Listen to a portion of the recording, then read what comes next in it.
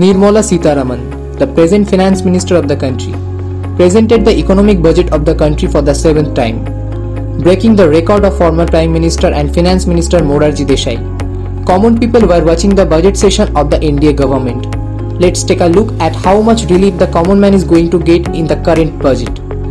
Which products will retain GST, which prices are going to decrease or increase, and how much relief the new income tax structure has given to the middle class. Honorable Speaker, I present the budget for 24-25.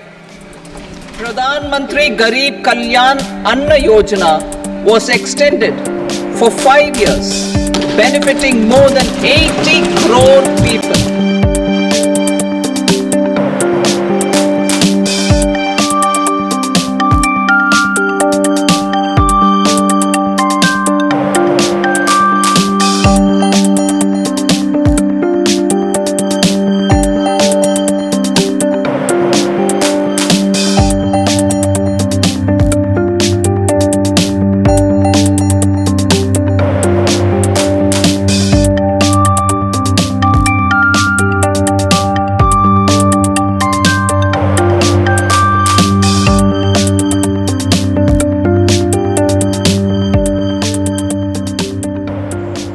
Also, the government is going to provide free electricity service to 1 crore people under the Pradhan Mantri Muft Bijli Yojana, and the target is to bring the inflation rate below 4%.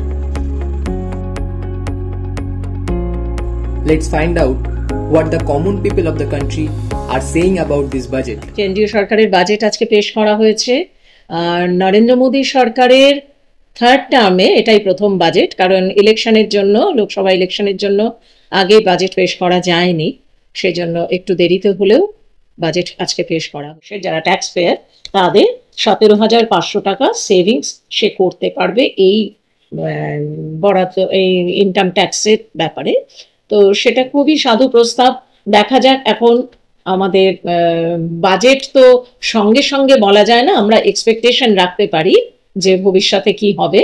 ফলে বাজেটের দিকে আমরা বাজেটের অ্যানাউন্সমেন্টগুলো শুনলাম, কিন্তু ভবিষ্যতে কি হবে সেটা গভর্নমেন্টের সেটা রূপায়নের উপরে নির্ভর করছে, এবং আমরা কতটা সেটা সুযোগ সুবিধা পাবো সেটা ভবিষ্যতে। একজন সাধারণ মধ্যবিত্ত পরিবারের মানুষ হিসেবে এবং সরকারি চাকরির সাথে যুক্ত আছে, ট্যাক্সের জায়গাটা আমাদের প্রত্যেকেরই খুব ইম্পর্টেন্ট পার্ট হয়ে যায়।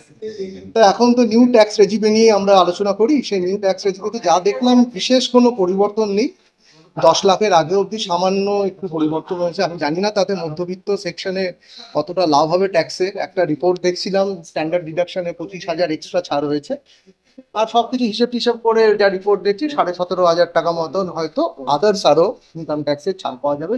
তা আমাদের মতন চাকরিজীবী মানুষদের ক্ষেত্রে 40,000 টাকা মতন হয়তো বার্ষিক একটা ট্যাক্সের ছাড়ের সুবিধা আসবে।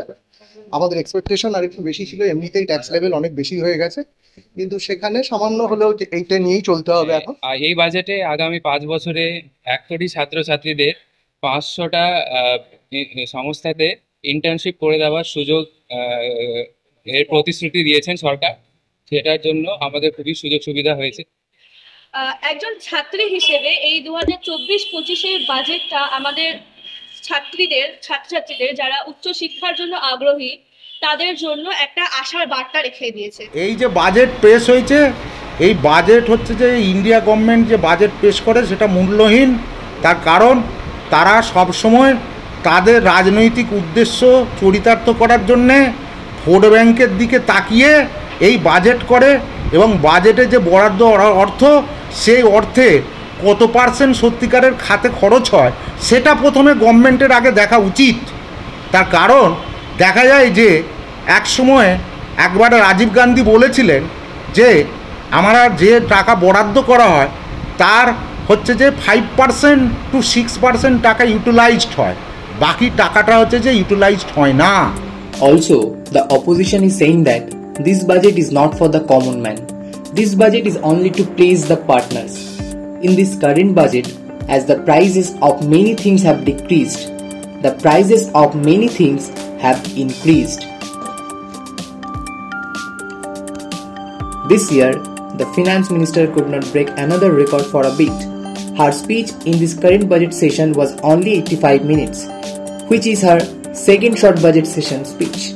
Now let's see how much the government can actually implement in this budget. Akash Dash, Rashkar Joda MMCC with Orkoprabhu Chakraborty on camera. If you like this video, you can subscribe to our YouTube channel and also follow our Facebook page.